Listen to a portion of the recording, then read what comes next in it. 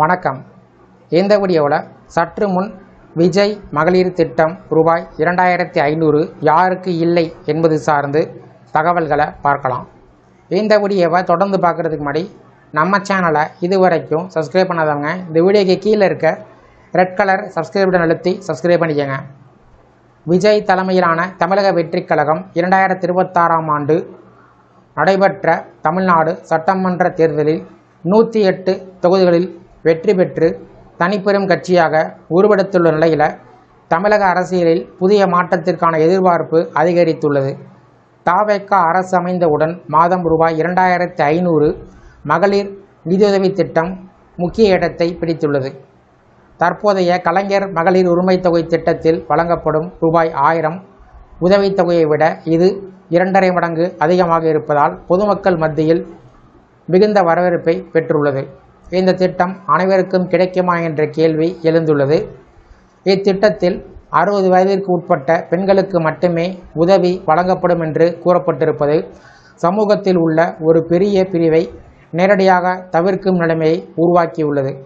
தற்போதைய கலைஞர் மகளிர் உரிமை திட்டத்தில் 21 வயதிற்கு மேற்பட்ட குடும்ப தலைவிகள் அனைவரும் விண்ணப்பம் செய்யலாம். மேலும் அதிகபட்ச வயது வரம்பு இல்லாத காரணத்தால் 60 வயதிற்கு மேற்பட்ட பெண்களும் இதனுடைய பயனை அனுபவித்து வருகிறார்கள்.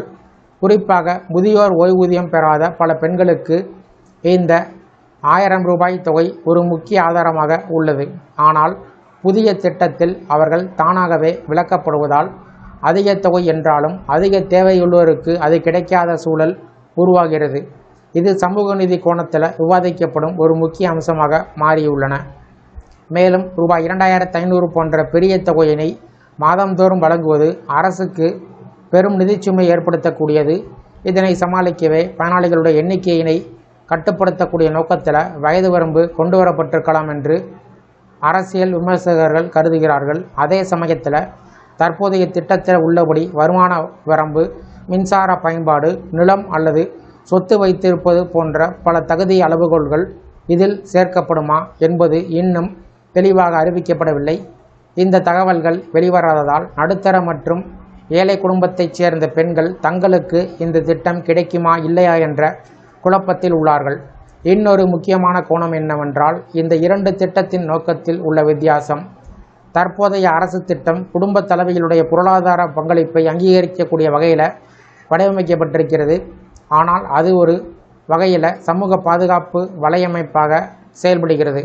ஆனால் விஜய் அறிவித்துள்ள திட்டம் தேர்தல் வாக்குறுதியாக இருப்பதால் அது நடைமுறைக்கு வரும்போது பல மாற்றங்கள் ஏற்படக்கூடும்.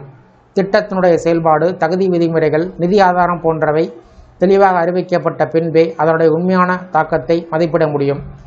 மொத்தத்தில் பார்த்தால் ரூபாய் 2500 என்ற அதிக தொகை பெண்களுடைய வாழ்க்கையில் பெரிய மாற்றத்தை ஏற்படுத்தக்கூடியது.